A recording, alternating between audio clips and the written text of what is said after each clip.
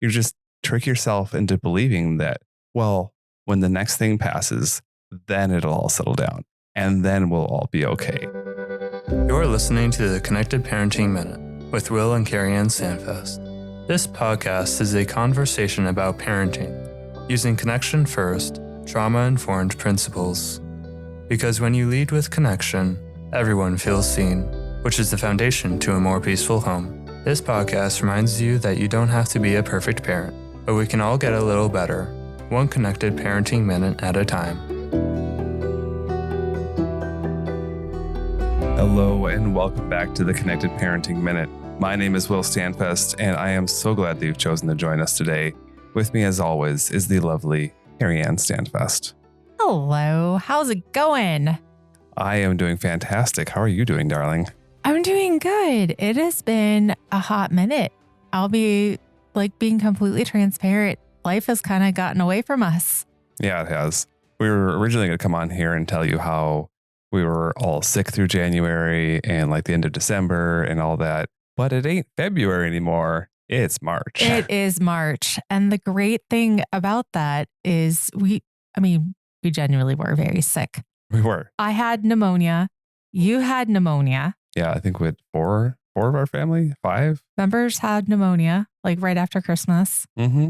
And then it was just nuts. And then we just went to the reconference last weekend, even. Yeah. Goodness sakes, it's only been a week. I know, it feels like a long time. And so a lot of the prep work for that, because we did our breakout on teens, which we had written already and we kind of had set, and we just kind of, tweaked a few things. Changed a few stories that were more recent, more relevant.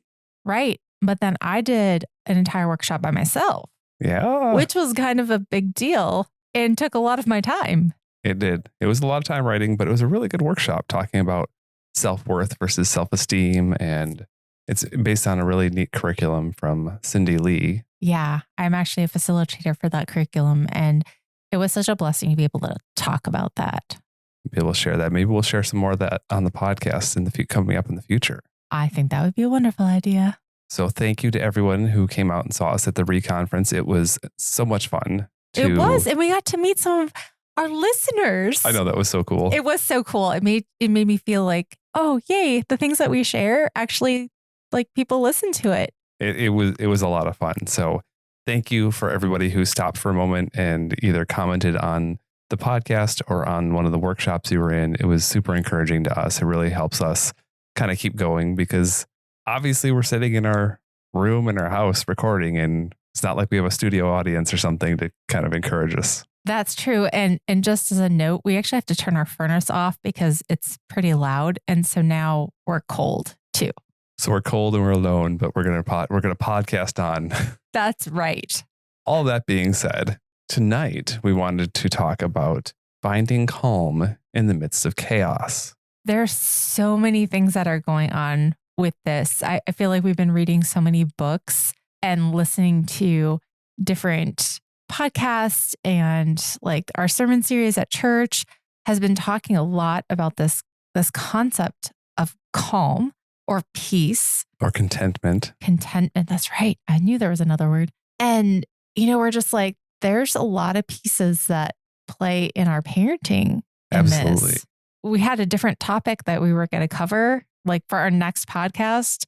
And I'm we have to talk about this because there's so much. And so it's one of those things that when we're sitting there and listening to a sermon and something jumps out and smacks you in the face, you're like, oh, I should pay attention to that. Something's going on there. Right? To actually just kick this off, we're going to talk about our first point, which is the lie that peace is right around the corner. The lie that peace is right around the corner. Now, this is not a depressing point. It's very easy to interpret it that way. I was going to say, I hadn't thought about it that way, but I guess it could be pretty depressing. What we're trying to say with this is not that everything's going to be awful and it's never going to get better. The idea is that there's a lie that we get sucked into as parents, as at work, as friends, as wherever you're at in your life. We have a tendency as people to look forward and say, oh, next month when I get paid, it'll get better. When things calm down, life will be easier. when we're all healthy again, then we can sort out the beginning of the year and start things out right. When school's over this year, my kids will be so much more enjoyable.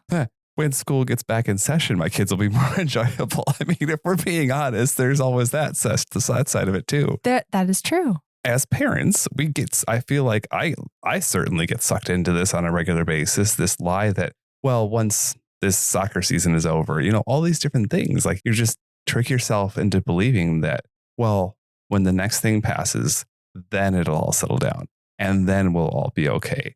And the quote that was used that I really liked is from Oliver Berkman. It says, "Beyond the mountains, there are always more mountains, at least until you reach the final mountain before your time on earth comes to an end.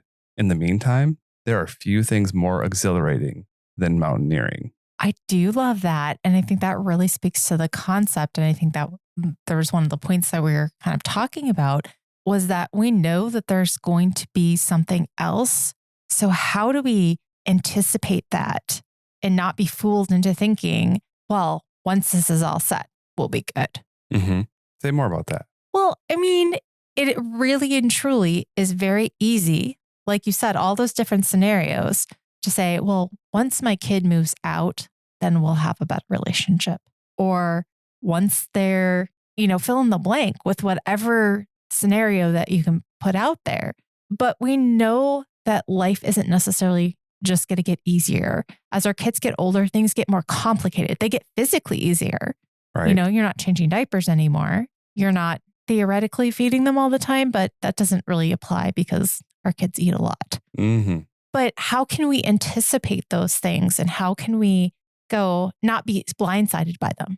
Because I think that brings a lot of frustration. Oh, yeah. A lot of frustration, a lot of disappointment or confusion. Like parents can really get caught off guard by the idea that, well, once my kids are old enough to stay home alone, then our marriage will get better because then we can go out and do stuff. Ooh, that's a good one. And it's true. There's this mentality of once we hit the certain point, life will be easier. But I think it just gets more complex, especially as parents. Right. And to me, that quote just says that you can get past one mountain and you won't have to necessarily climb that same mountain again. It's just a different mountain. I mean, and even think about in the context of our foster adoptive family. Well, once the kid's been with our family for a certain amount of time, then everything's going to feel normal. Once we finalize, it'll be fine. Right. I mean, and there's a healthy element of looking forward to something or appreciating a certain aspect of a milestone. Mm-hmm. But I think we get blindsided by, wait, there's more. Hold on a second. Things are supposed to be easier, not harder. Why is this still hard? Yeah. And I think that's just really the point that we're trying to get at is, again, it's not like a negative, oh, things will never get better, but more of there will always be a challenge to overcome in our lives, whether that's in parenting or other parts of your life. And the best thing we can do in the midst of that is to find exhilaration in the mountaineering, in the climbing of the mountain. If we can find peace and enjoyment in the midst of that, that's where you can have that kind of deeper level of contentment or that deeper level of peace in the midst of everything that's going on. Right. That is such a good reminder. I mean, even as we're talking about that, I'm like, oh, yeah. So that first point is... Point number 1, don't believe the lie that peace is just right around the corner. Point number 2 is that the space between not knowing and knowing is full of tension. The space between not knowing and knowing is full of tension. Okay. All right. So this comes actually it was an Instagram reel from Dr. Becky Kennedy. So like Dr. Becky at Good Inside, like if you guys have seen her posts. Yeah, which it's super awesome. I love a lot of the stuff that she says. Yeah, she's got some really great things to say. But we watched this video with some of our kids and trying to emphasize, but it's this idea that we think not knowing, the goal is knowing, right? Because when we don't know something, well, we don't know it. But then we want to get to the knowing part. Well, there's this tension that lies in the middle. And, we think it's a straight line, but typically it ends up being up and down and every which way. And that causes discomfort. Yeah. And so when that causes discomfort, we tend to assume that it's bad. Because again, we tend to think things that are uncomfortable or that are hard are bad. But this is where I like to use my favorite line is that hard does not equal bad. Hard does not equal bad. Oh, tell them. That's so good. I mean, seriously, I use that in so many different things because I think it's something that we equate in our society. That if something's hard, we want to avoid it. We want to push it away. We don't want to experience that. And I get it, right? Yeah. Hard things are hard, but it doesn't necessarily mean that those things are bad. So back to that point is that when we are learning something new and we can be uncomfortable in that and recognize that there's a process and we kind of have to wrestle through those things. Okay. That once we get to that side of knowing, then we have that skill. And the more that we end up doing that, the more resilience we build up over time. And so you think like with our kids, when they're doing algebra and it's really frustrating and it's really hard because they're trying to wrestle through that. Well, theoretically, what happens when they get done with algebra? They know it. They know some algebra. Yeah. Hopefully more than they forget. But, it's potato. Yeah. But that piece is really important in building resiliency in our kids and building resiliency in ourselves, that we recognize that there's a tension there. And another way that I like to remind myself, because, a couple of weeks ago, I was in the midst of writing this presentation that we're going to do at the conference. And I knew all the content, but there was an element that I had to put it together in a way that made sense. And are my stories going to fit? And is it going to make sense to the audience? And is that going to connect with them? And it felt, quite frankly, not my favorite feeling. There is a lot of uncertainty there. Am I going to be able to pull this off? What on earth was I thinking when I agreed to do this? I mean, total transparency. It was really hard. Yeah.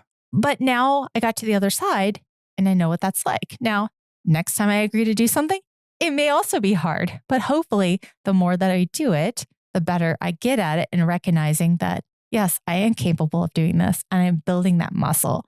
I'm building that repetition and it gets a little bit easier as we go on. And being okay, being in that tension of not knowing. Right. And I'll tell myself that this feels uncomfortable right now. It doesn't mean that it's bad. And it doesn't mean that I should push it away and just, this is too hard. I'm going to drop it all. But recognizing that that's part of growth. Sure. Coming back to finding calm in the midst of chaos, it's kind of that tension of, again, recognizing that inherent tension of not knowing how this situation is going to resolve or what's going to happen or things like that is a part of parenting. But that's not going to go away. And the more we can be comfortable in that tension, the more we're going to be able to find our calm. Yeah. No, that is an excellent way to put it. I love that. Awesome. So point number 2 is the space between not knowing and knowing is full of tension. So that brings us to point number 3. Right.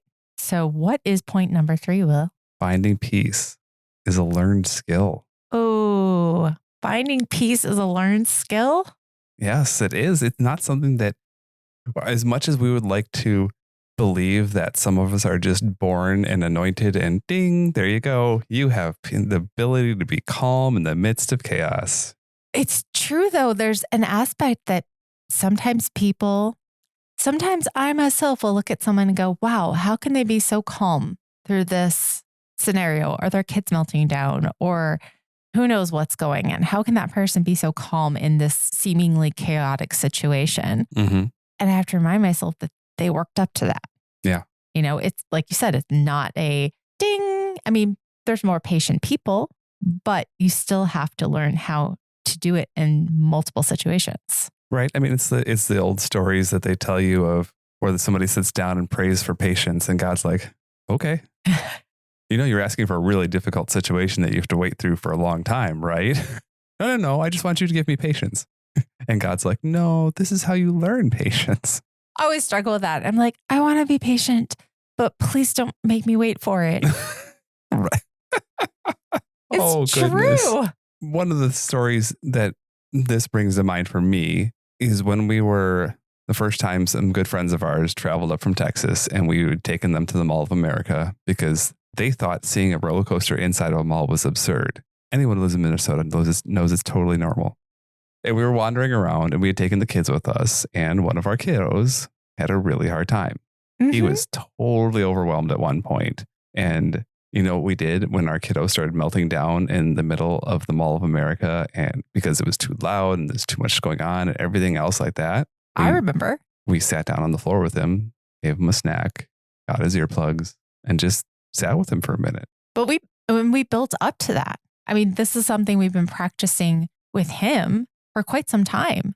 Right. That's what I mean. Like, that's not something that was just, oh yeah, we know how to handle this. This is the first time he's ever melted down in public, and we're just going to like be totally chill in the middle of the Mall of America. This was like, this boy is 11 years old. We've had 11 years. We've had 12 years of practice in these 11 years. Or is it 20 years of practice in these 11 years? More like that. Yeah. But us finding calm in the midst of a kiddo melting down in a very public situation, in a very loud and stressful, surrounded by a lot of people. The only way that we're able to be calm in the midst of that situation is the fact that we've done it. A lot. Well, and it's interesting too, because from someone observing from the outside that didn't know us and didn't know our situation and stuff, they would be like, wow, how is that person so patient? Yeah. I mean, how many times have you see both sides of it when you're at Target or you're whatever and a kiddo's melting down and there's like the mom who's just like, all right, son, come on. And you're like, wow, boy, you talk back to me like there'd be a problem, but that mom has been there before. And so the point we're trying to say is that patience, that calm, that contentment in the midst of chaos is a learned skill. And so we need to have grace for ourselves that if we don't just have it like that it's okay. But at the same time, like lean in, like how can we practice patience in the midst of this kind of difficult situation? Yeah. The interesting part with that is you talk about it being a learned skill. I think it's also a learned transferable skill. Okay. Because it makes me think of over Christmas time, we had some of our extended family in town. And there was a couple situations where we were caring for some of the kiddos. Yeah. And there's some melty downies going on. Oh, yeah. That's a new word, melty downies. No, I like it. And, it could be very easy, especially with a child I don't know very well. I mean, they're family, but I just don't know. I'm like, oh, what do I do? Do I do this? Do I do that? And I started pulling through my tool bag because I practiced this and we've taught on this and we've, all these things. And I felt so much more equipped because I have practiced. And I did recognize, okay, this kid is having a hard time. What do I need to do to take care of myself so I can take care of this kid? I got earplugs. And so the loudness of the situation wasn't stressing me out. And I made sure that I grabbed water so I wasn't overly stressed because I knew that this would help me help this kid. And we tried so many different things. And eventually we found some stuff that worked. And then the next time we cared for this kid, it was much faster because I knew more what to do. He was more comfortable. There was just all these pieces. And so this practice of patience and of compassion and of learning how to be calm when things tend to be chaotic is transferable because you've practiced it. We practice what we want to get good at. Yeah, for sure. That's what it's all about, right? None of us were born being good at this connected parenting stuff. It's one of the reasons why we like to speak on it and teach about it is because it's something we need to keep practicing every day. I still struggle some days with my kiddos. My kiddos know where my buttons are. I don't know if you guys have experienced this before, but my kiddos know how to push my buttons, and that's on me to learn how to get through those things, how to practice calm in the midst of chaos, and how to be okay with the tension, how to practice just being the parent that I know that I want to be. 100%. And I love that. You're right. We like to teach on this because it holds us accountable to keep trying and to keep looking at new things and, just keep learning and growing, right? 100%. Let's go back over our 3 points before we wrap up this episode. Point number 1 is don't believe the lie that peace is just around the corner. Yeah. Because there will be other things. It will happen. As long as you're alive, there's going to be something else. There's always another mountain to climb. Exactly. Point number 2 is the space between not knowing and knowing is full of tension. And being okay with that and recognizing that and just observing that is really healthy for us. Absolutely. And point number 3 is that finding peace is a learned skill. You can do it. We believe in you and myself because I still need to learn. every single day. If you've enjoyed or gotten value out of this conversation, please share it with somebody else that needs to hear it. And tune in again here in 2 weeks where we're going to have a part 2 to this episode. We're going to do a part 2 because there's so much to say on this. You want to tease a little bit what you want to talk about in part 2, honey? A little bit, but it's going to be a few practical tools in observing what we do in those moments where we are feeling stressed. Okay. So practical tools and understanding better how we react in the midst of that stress. I think that sounds great. Okay. So make sure you tune in 2 weeks to hear that episode. We thank you so much for listening. And before we go, we just want to remind you, you don't have to be a perfect parent, but we can all get a little bit better, one connected parenting minute at a time. Thank you guys for listening to my mom and dad's podcast. Please like, share, follow, and subscribe, and have a great rest of your day. For more parenting tips or to connect with us, check out the Connected Parenting Minute on YouTube, Instagram, and Facebook. Or you can send us an email using connectedparentingminute@gmail.com.